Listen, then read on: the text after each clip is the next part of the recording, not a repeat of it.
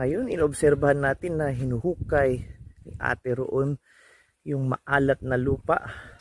Ito ang kanilang minahan ng asin. Ano din siyem?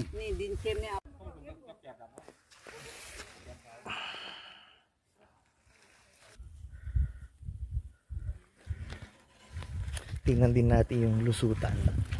Ayun. Tinatambak daw nila yung lupa na hinuhukay nila rito. Ayan, tapos yung tubig alat mag-filter down na lang dito sa may kawayan na to, mapupunta dyan sa may timba. Good idea. ร้อนขนาดนี้เนี่ยน่าจะใช้โซล่ารูฟมาต้มเอาพลังงานแสงอาทิตย์มาต้มได้นะเนี่ย เดี๋ยวให้น้องตักเกียร์แล้วมันเด้อ ให้เพื่อนน้องตักมาน้องนะ คุณจะได้มาก่อนไหมคะ คุณนี่เลย เอาคนนี้เลยเอาเขา It's That's for good. the ventilation system. ventilation. Yeah.